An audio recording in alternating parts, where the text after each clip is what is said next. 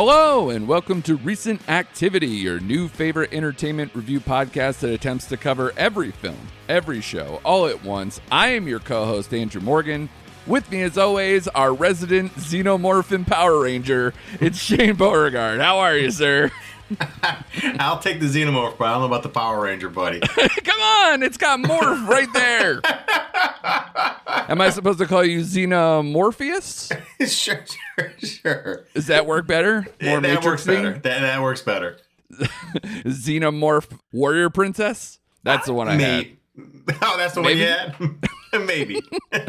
There's only so many Xena things or morph things, all right? I work hard on these. I appreciate that, sir. Good to see you as always. We got a lot, man. It's weird. Like this is probably going to zip by, be a nice shorty episode because we got a lot coming up in terms of. I remember I was watching another podcast this week where they were like, "This might be the TV week of the year," and I know you, for certain reasons, would agree. But literally, he was hammering out. He's like, Task on Sunday for HBO, which we are going to cover. Shane saw the first episode or two. Yep. So we're gonna cover that to see how that's going. Then we have Gen V going on, which we're gonna cover this week. We have multiple shows premiering that we like: Slow Horses, English Teacher, and The Lowdown on FX with Ethan Hawke there, the guy who made Reservation Dogs. That's his new show. And then Alien Earth has its finale, as well as Terminalist Dark Wolf, which you are, inhaling both of those. Yep. And then on Netflix, I believe that show House of Guinness, that looks pretty good, also comes out this week. So that's just some. And you're forgetting Peacemaker. Oh, and of course, yeah. I mean, just the stuff we're just keeping up with. Peacemaker, Only Murders in the Building.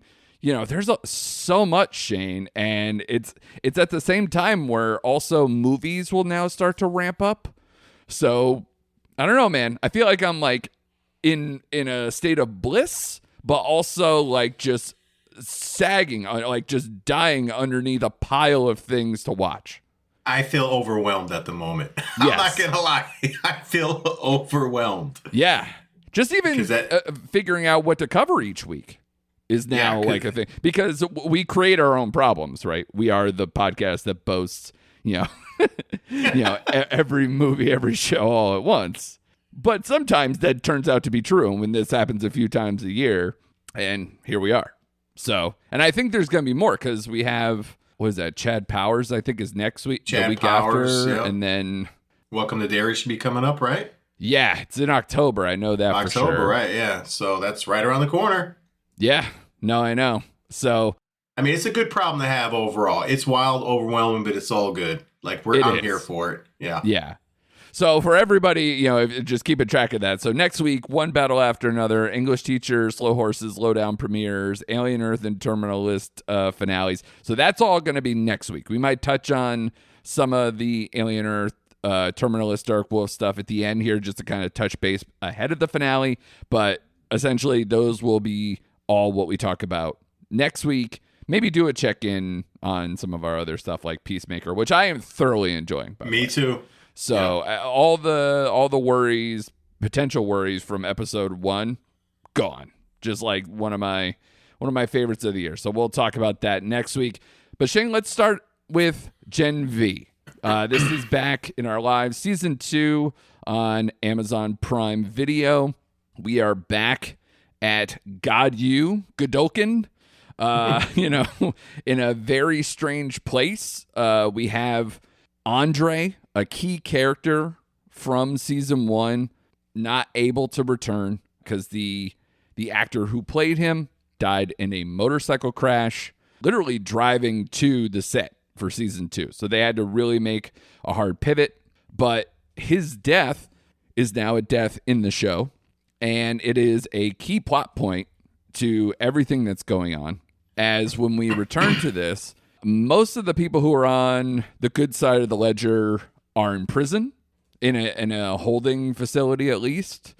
And Andre, trying to make an escape, dies in that. So that's how they write him out of the show. but obviously he's kind of this emotional point for how they set the tempo, how they set the mood for this show, and the emotional thrust point, I guess, if you want to say. But we are back at Godolkin, which is a weird thing too. A lot of people mentioned this when I was like listening to people's reactions to it, is like having such a big event on that campus at the end of season 1, including Homelander coming through, all the lives lost, all this stuff. But somehow the Vought machine and all the things that they've done in seasons of The Boys where, you know, something tragic or horrible happens and they make it about how they can spin this and how they can move forward with this and how to make somebody else an enemy and not them and do all that. That's what's going on here now that we're starting with season 2. We have a new Dean Cypher, Hamish Linklater, who, we know from Flanny's Midnight Mass on Netflix. He's also in a movie, I don't know if you heard of this, Shane, A Big Bold Beautiful Journey, that we may or may not have watched over the weekend, that we'll give a few minutes of air at the end of all this. So he is here playing what I thought to be, did you have any thoughts about what this show kind of is now? Like, there's not many shows that have people with either abilities or powers that have like a university or school setting. So I was kind of getting like a little bit of, he's the Professor Snape kind of this, where you you're kind of like, is he good? Is he bad? Who does he work for? Where does his allegiance lie? And he's just kind of literally, it's hard to decipher what he is doing. So, you know, you have him as this major player going on, kind of the representative for the school, including teaching classes, which was interesting to see as well, which again made me think Snape. But from what I understand in the comics, there's a little bit of like an X-Men thing with him and the Godolkin character who created the school. So we might be getting some kind of like super team up school thing, which makes a lot of sense, right? Because they're at a superhero school, right? Yep. So it's kind of like Xavier's School for the Gifted. Yep, that's it. Nailed it. Yeah.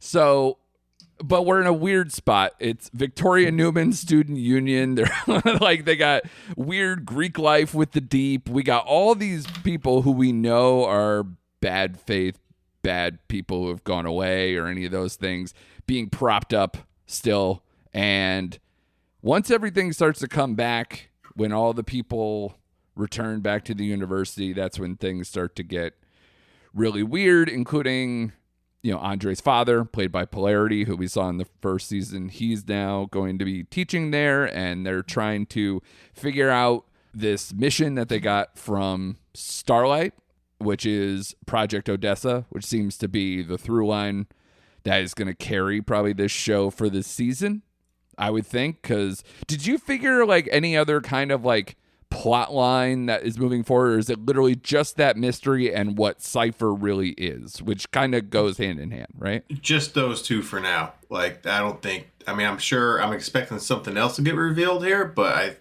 as far as I picked up, those are the two main plot points right now, plot lines. Right. So it's like Marie, her lineage, her sister, a lot of those things are still going on. Her relationship with Jordan's going on. Emma hooking up with other people who are Starlighters in the background, and like little mission stuff is all still going on. We still get some puppets. I know you're probably happy about that. But overall, Shane, how are you feeling about Gen V season 2 as we now are 3 episodes in, with the 4th one coming this week? I love it so far, man. Like, I was a little hesitant. Interesting. Yeah, I do. Because, again, they had a hard weight to lift with the tragedy that happened before this season, and I was wondering how they would pivot from that. But I thought they did a great job of pivoting from that and including it in the storyline, and it made sense. You know what I mean? Yeah. And they moved on from it. I like the new additions. I like Cypher. I like the way he's playing that character because, again, he's playing to the fact that like, we don't really know what his real motives are. He seems like an okay guy, and then he's about to put your hand in a blender of the nastiest protein shake I think I've ever seen in my entire life. Just pouring anything that has protein in it. That's not how that works. That's not how that works, and I'm sure it doesn't taste good. No. But I like how we're kind of digging into like Marie Monroe. Yeah, we're digging into her character and why she's so like why Cypher has so much of interest in her. Yeah. I like how they're tying it more into the boys' world this season so far than they have in the first. Like they mentioned the other heroes. Yeah, we saw Homelander at the end. Right. But we get Starlight coming back. Again, they show the picture of the Deep in Fraternity because why not? Like, of course, that's him. Well, he was also there at that like pledge night or whatever. Like, yeah. So I like the all that being included in this world that they set. I like Emma. I just like it all right now, and I'm trying to remember a couple. And it's still wild, and it's still crazy, and it's set in the boys' world, and it doesn't relent from that. There are some scenes to be had in those first couple episodes. I mean, wow. But no, I am there. To me, they're off to a really good start. And again, I like the plot. The plot lines are developing. I'm more interested in the Cypher side of it than the Starlight division that they're trying to create between the Homelanders and the Starlight. Because we got enough of that in the boys. But that's kind of like they needed something, I guess, to integrate. Because that's the one thing that's weird is to have Homelander be such a big part of the finale, but then to be completely absent now. Right. For now. Right. So, we'll see what they do. I still think they got a lot of tricks up their sleeves as we go on. I'm kind of interested in the whole cage fighting aspect that we kind of preview that we saw with Cypher's plan. So I'm curious to see where they go with that. I mean, it's got to be part of that class, right? Where they keep having to like fight for their life just to get through the class. Yeah, exactly. The whole Kate Dunlap, the division, are they doing the right thing? Because you can tell she's like keeping everyone else in control by, wiping their memories and all that kind of stuff. So I like what they're setting up. So far, it's a home run for the first several episodes for Gen V, man. Like, I'm really digging it. Yeah, I mean, I think I have still some hangover over how the end of last season went through, because I remember last season, the beginning of the season was white hot. I was like, wow, this show is so impressive. And then it got to like kind of the midway or like to the 2/3 in, and it was kind of spinning its wheels and it slumped. And while we enjoyed the finale, I felt like, all right, well, I wish it sent it off like on a huge note to like come back to that feeling. And part of that was Sam and Emma, I thought, propped up, between the puppet stuff, their relationship, all those things that were just cool, and the escape and, of that secret prison on campus, whatever that they had, the lab, whatever it was, all that felt very compelling. So I'm hoping they come up with something with this Project Odessa thing that really kind of channels that and maybe hopefully brings them together again, because I love that combination and I do miss it. I think we'll see him again. I think that's what it's going to lead up to. I think we'll get there. You know what I mean? So that's why I trust the writers and the showrunners on this. So until they prove me wrong, let's go. And I do feel bad that Andre is written out and gone, because I feel like you could feel when you're watching it, like, oh, they just gave Polarity a lot of his stuff, like his dad's taking over for what his role would have been. But you feel how he was such a glue character. He had everything with everybody, which makes for a good thing to like kind of mourn and bring people together. But it also sucks that he's just not there to do these things. So it'll be interesting how those dynamics go forward, because obviously they had to kind of compress some of these relationships, assuming. Right. So that'll be an interesting thing. But I did like it. I just thought like it started a little slower than I thought, which I know is insane to maybe say when you kind of can bring up things that did happen in the first couple episodes. But I think it is getting better as it went along. Yeah, I agree. I think eventually Emma's going to kind of slide into Andre's role as far as bringing people together. I do think. Sure. That's just my hunch. That's my gut, is that she's going to be the kind of glue, like how she got Polarity to come teach at the school. So I think she's going to take a part of that role. So we'll see. What's your feelings on the relationship with Jordan and Marie? Yeah, I don't know. I don't mind it. I think it's a little forced. Yeah, quite it's frankly. It was a little off at first. I'm like, okay, and then I'm like, okay, we'll see where it goes. We'll see how it all turns out. Yeah, I do like The biggest thing for this show is I really like the cast. Yeah. I think it's so well casted, and everybody's got a lot of strength in terms of how they bring the chemistry of things, even when they don't get a lot of screen time. I am impressed with how much they could do with that, especially without having Andre there. So I think that's its true quote unquote superpower. I think the writing is there. So we'll see. I really hope that it comes out strong, especially with how episode 3 ended. Not to give any spoilers. So it's kind of a put up or shut up moment on the campus. So we will definitely see what the fallout looks like for that. We'll talk about Task, because you caught the premiere on that one. That's a show that, I definitely want to check out. I am behind on, so I'm curious to know what you think, because a lot of the people that I've heard their opinion, they are in the tank for the city of Philadelphia, which I am not. So having something in that space. And I also didn't watch Mayor of Easttown, so obviously there's a lot of connection there with the creator, Brad Inglesby. He also has a new movie that he wrote, The Lost Bus, which is coming out soon with Matthew McConaughey. I believe that's going to Apple. Apple. And he's done Out of the Furnace and The Way Back, movies that I've liked on various levels. So I appreciate his style. This one is, like I said, set in Philadelphia.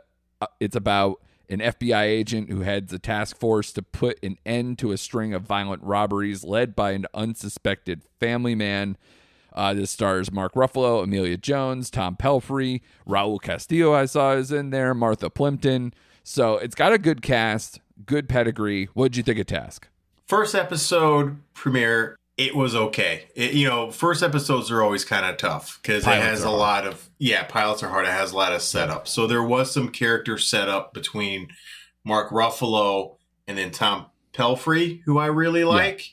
Mark Ruffalo, how can I put this? Mark Ruffalo opens up. He's setting these little career tents up at universities and passing out FBI flyers. That's kind of his station right now. He's there for a reason. I'm guessing because they kind of portray him as an alcoholic. He's looks to be a single dad raising a teenage kid.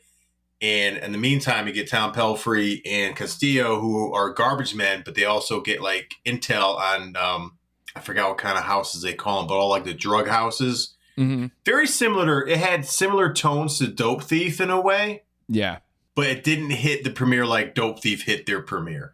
Right. Because essentially Pelphrey and his crew scope out these houses and at the right time just rob them. Right. And they ended up, and there's a string of them obviously, and they end up hitting this house and stuff goes sideways. Right. So they're kind of on the run. So in the meantime, I want to say it's Martha Plimpton, and I may be wrong, but she's, because I haven't seen her in forever. Yeah. But she's the one that puts Ruffalo from there back into the field and give him this really rookie raw task force to try to bring down Pelphrey and his crew. Right. But it kind of focuses a lot on Ruffalo and his drinking issues and the issues he has with his daughter. And then Pelphrey, it's funny they describe him as a family man. No, not really. I would call him a family man.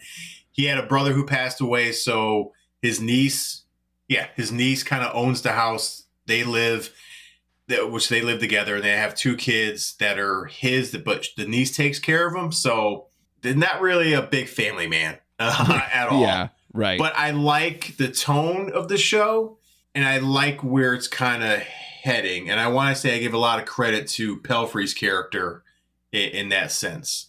Because they're not robbing these houses with murderous intent. They just go in, grab what they can, and then just head on out. Right. But he kind of gets the show going. And it's his character that you're kind of drawn to. I'm curious to see where Ruffalo goes, I develop his character a little bit more. But as far as premieres go, it's solid, but it did make me go, wow, I need to watch this every single week. Like Dope Thief did. Dope Thief gripped me from the first, both of us. Yeah. We're in it. I wanted to give a shout out to Fabian Franklin. He's also on the task force. He was in House of Dragons. Yeah. He played Knight, whatever Knight he was in. I don't know. I just thought I'd mention that because I haven't seen him since that show. But yeah, it's a good cast. You mean the one that ends up getting promoted? With the Sure queen is, yeah. the whole The time? queen, yep. Yeah, That's okay. him. Yeah, he's in it. Good cast. And I like again, good setup. It just I want to see where it goes. It has my interest, but it didn't like grab me hook, line, and sinker. That's kind of like my walk away feeling on the first episode. I and I know what this is. You know, I like a good week to week show, and it's tough when you only really watch the first episode and you're making big judgments. So I appreciate it on your end. That's, I think, the thing that was so good about Dope Thief. I think it did like a 2 or 3 episode premiere, so it was able to really just get the hook in you, and then you're just sucked in for the rest of the season. So with Task, I guess, you know, it's going to have a little bit, you know, kind of gnaw at you week to week to try to keep it going. So it's interesting with that style. Right. My hope with Task is if it ends up even 75% as good as Mirror of Easttown, then I'd be satisfied, because that show was phenomenal. Yeah. So if it gets close to that benchmark, I'll be happy at the end. Excellent. I look forward to that. That is on HBO. I believe it just had episode 3 come out this week. Yep. So get on that.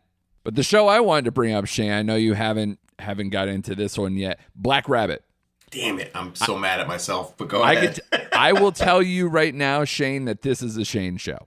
And it will, much like, so it's interesting we're looking at things 3 different ways this week with 3 different shows. Gen V premiered with 3 episodes where it can kind of give you a bunch of things slowly and then put the big hooks right at the end of like episode 3 to make sure that you come back for the rest of the season, right? There's that one tact that we have to go through these days.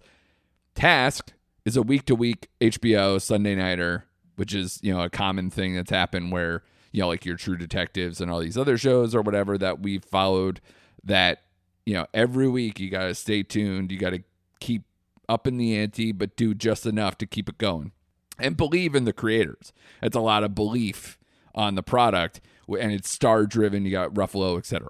Then you got the Netflix effect, where Black Rabbit dropped 8 episodes in a limited series starring Jason Bateman, Jude Law, Cleopatra Coleman, Odessa Young, and Oscar winner Troy Kotzer, and many, many other people who I really, really like in this show.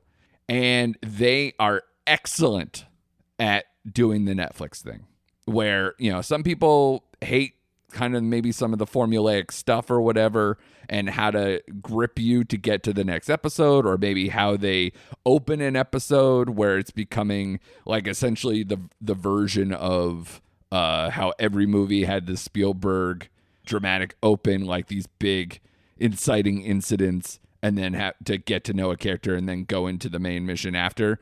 That became a blueprint, and now the blueprint now is like show the meatiest thing you have and then flash back and then show how all those pieces got there and then keep going. That's how this show runs, and I am not mad at the formula at all in this, because the cast is tremendous and the story is infectious. It's about a New York City hotspot, the owner of which is Jude Law.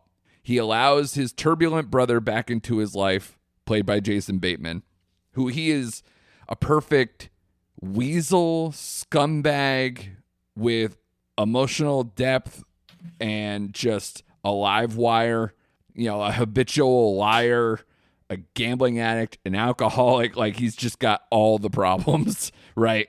Indebted to the mob, all of it. It's just a litany of problems. And when Jude Law lets Jason Bateman, his brother, back into his life, he opens the door to escalating dangers that threaten to bring down everything he's built.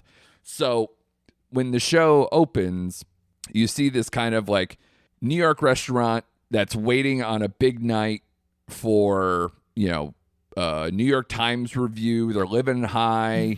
They got a great chef. They got a great vibe. They got ownership stuff. They're looking to expand. They got all these big ideas and things that are going well for them. But then it has like a history with all the people involved of just all these little time bombs waiting to go off.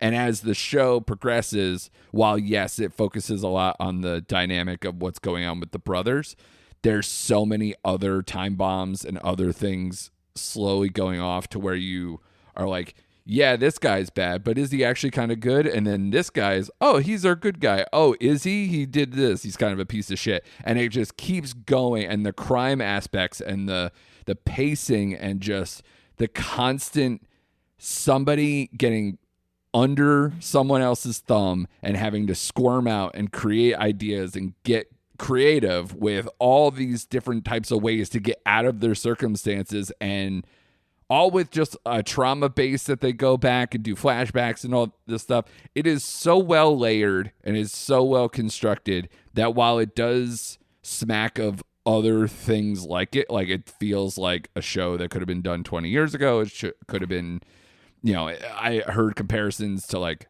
Bloodlines on Netflix from years ago, or I don't know, Damages, or like some of these other like shows that just seem like a throwback. This is like the updated version of that with just an impressive cast that just, I couldn't believe how much I was invested in like the third, fourth, fifth, sixth characters storyline in something that only goes 8 episodes.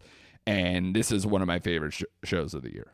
Man, yeah, I'm kicking myself because I just, couldn't get to it. But I was looking forward to it because, I love Jason Bateman. And it sounds like, although this character has more issues, but like he plays that character well, like he did in Ozark. He could be, you don't know what side of the fence he fell on, and he could be a real jerk. And he has all these manipulative ways to like get himself out of the situation while, indict someone else, in case something happens to him. So like, I'm in for it, man. So I cannot wait to get a hold of this thing. And if you need more reasons, Shane, speaking of Ozark and other things, it does have a little bit of Ozark DNA, Yeah, that's what it sounded like. Certain episodes, like the first few episodes, I believe, are all directed by Jason Bateman. And Laura Linney steps in and directs a couple more. Oh, okay. So, and then the backbone of this, if you want some template of like style or the kind of writing or direction of things, is created by Zach Baylin, who was the writer for such movies as Creed 3, King Richard, and more recently, The Order, which I believe you watched after I gave a nice glowing review on here. And the director of The Order, Justin Kurzel, does a couple episodes on direction in this show as well. And then Ben Seminoff, who did some directing, got his start on Ozark directing, does a couple episodes on this too. So a lot of talent everywhere. This show is just, like I said, it's I don't want to say it's flawless, but I will say you can't look away. That's always something going on. And for an 8-episode thing, you will gobble this up. Like what I tell you, I just started like yesterday or something. And I've made it through all 8 episodes before we're on the mics today. And that's with a day job and other things going on. So this is how committed I was to this. And I will tell you, it's one of those shows, though. I don't know if you have this, where if you're watching a show and it gets like, it's so grimy or it's so intense that you're just like, I can only do like 3 episodes at a time. I can't just go 8 straight, like go like this massive streak, because I just felt like gross, or like I just couldn't like emotionally handle it. No, I just go take a bath afterward. Like I just give me all the grind. Yeah, give me all the grind, the dirty feeling. Let me sit in it, roll in it, and then I'll just wash it off, man. Yeah.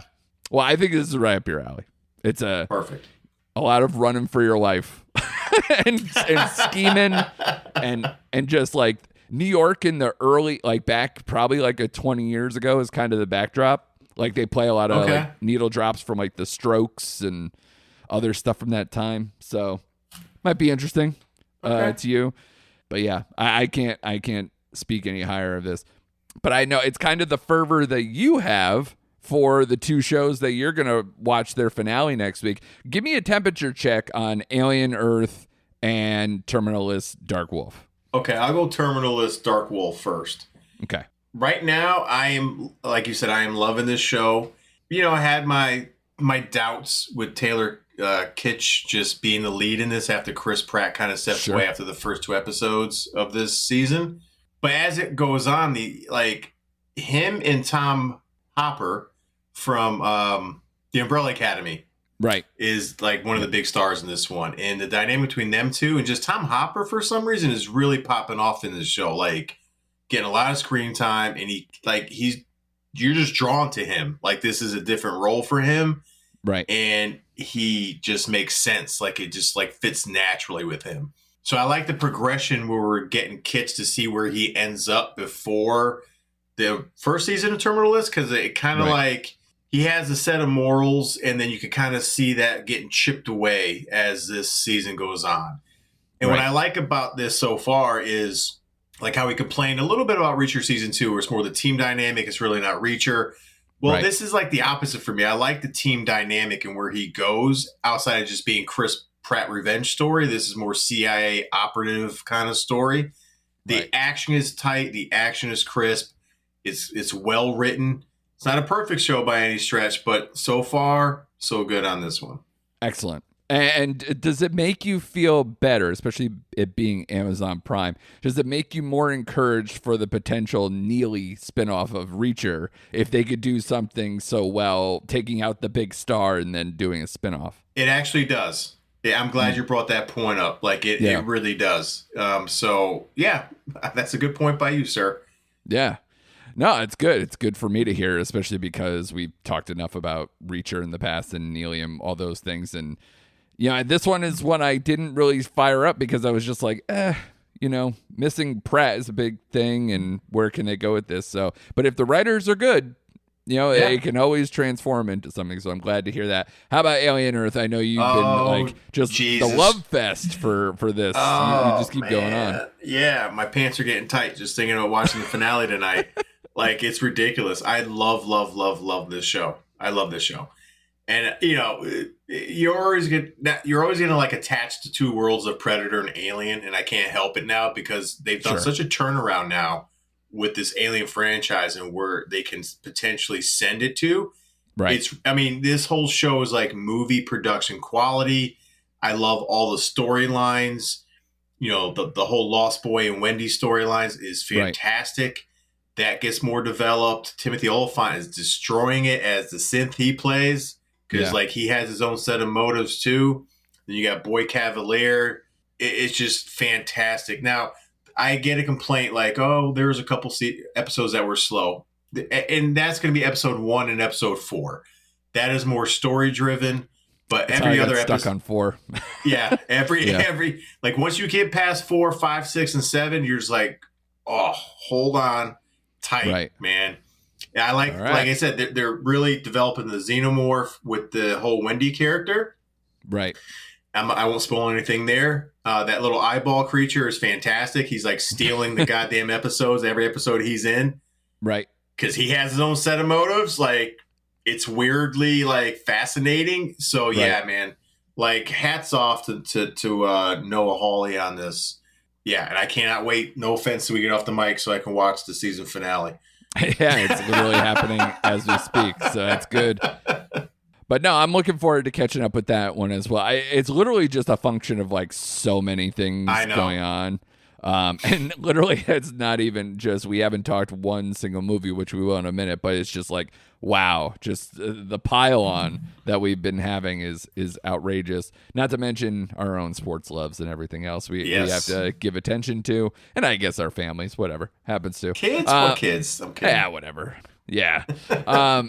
So let's wrap this up, Shane, by talking about A Big, Bold, Beautiful Journey. This was the movie that we kind of circled because you and I both kind of looked at like the early reviews of him and we were kind of lukewarm on it already. So we kind of skipped that and went full tilt. We were like, all right, if we're going to talk about a movie this week, it's going to be A Big, Bold, Beautiful Journey because, two lead stars who are on their own personal heaters. This is the first movie for Margot Robbie where she's at the center of the frame since Barbie.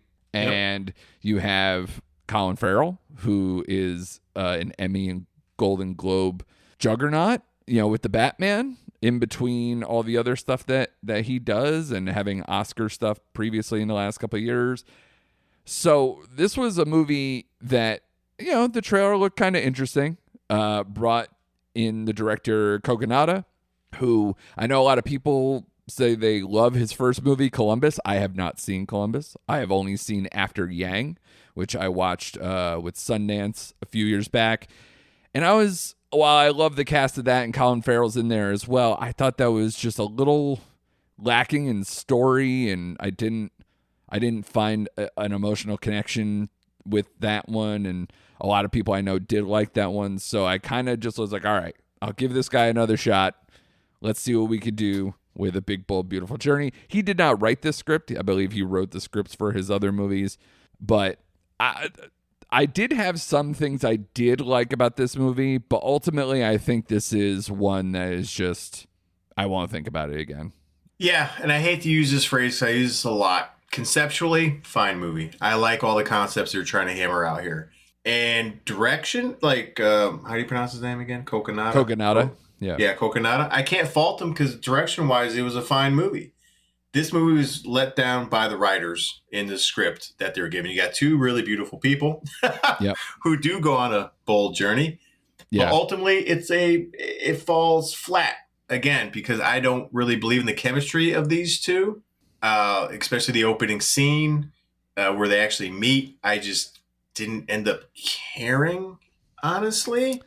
Yeah, it's a weird mix, right? Because it's essentially a blind date at a wedding sort of situation that turns into a fantastical version of these two people trying to, like, going on this journey together, but they each have individual, like, they're following each other into their own journeys, and it's a lot of emotional baggage and things that get unearthed. And I like it at its core, like, of we all come to each new relationship and each new possibility with our own trauma and our baggage and all these things that, especially as you get older, you just have this stockpile and this belief about yourself and, you know, all these things. I enjoyed that.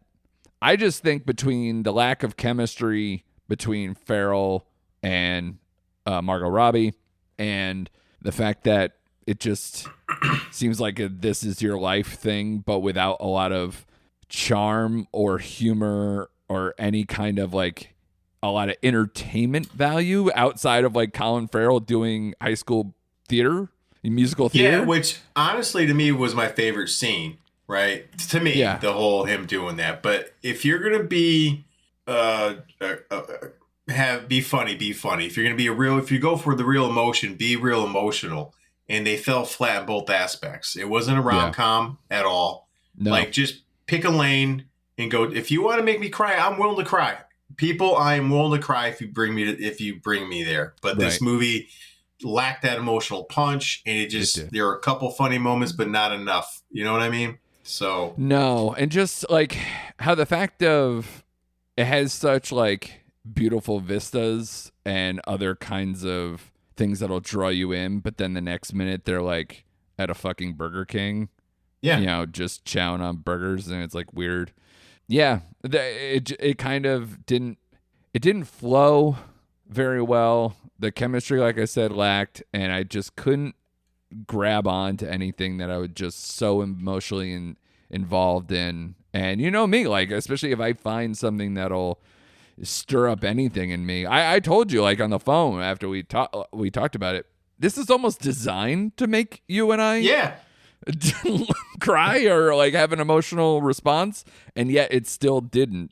And that's when I knew. I was like, all right, yeah, this isn't going to be a big talking point going forward. Nope. And like I said, you can make an argument that the fact that they put this in a weird opening weekend in late September, and the fact that it didn't go to film festivals, and it didn't even coming off of Kogonada doing stuff at Sundance and getting quality responses from critics out of that you would have thought he would have gone right back to one of them or try to up his game and go to Venice or Cannes or Telluride or any of these things. None of that happened, and you could kind of see why, because I think there wasn't a lot of confidence in this to be an awards player, let alone something. The weird fact is just two big stars like this generating like less than 10 million and not being in the top 5 on its opening weekend is just, it's a bad sign for a lot of reasons. But I was just, kind of floored that this didn't at least get an audience to fail in front of. that I thought it would have at least been a draw because I saw that trailer a million times. Yeah, I'm with you. I ended up at the end of the day, I couldn't get this movie any higher than a 2.5. Yeah, I think I'm there. Yeah. Like, again, cheat code, I could be like a 2.75, but like, I think it has a 3. It does. On Letterboxd. Letterboxd. Yeah.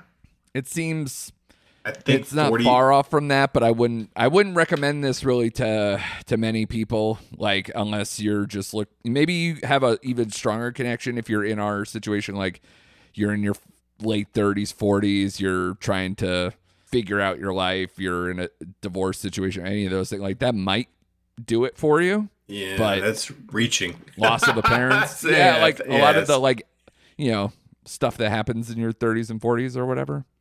Right. So, and the weird part is like, what's the age difference between Colin Ferrell and Margot Robbie? Because that seems like a weird pair to put together. I looked it up and it was 14 years. Yeah. Again, when you get older, it's not like completely outrageous, but I just don't see that being a likely pairing. So I don't know. It just came and went. So not much we could do on that one. Hoping for way better next week with One Battle After Another, which I told you, like, some critics literally said this is the best movie they've seen in the last 15 years, possibly even the last 25 years. So some high praise, some crazy hyperbole coming out of some of the top critics of the country right now.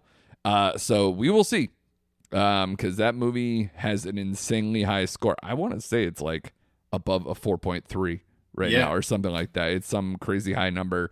So I am a PTA fan. Shane, not so much, but he is willing to go on this based on all the hype. So I am. Yeah, I'm in. Yeah. And I'm actually, you know what I'm looking forward to the most out of all that? Sean Penn. Sean Penn looks like a fucking insane person, and I love it. And I think he works very well at PTA. He was a standout in Licorice Pizza.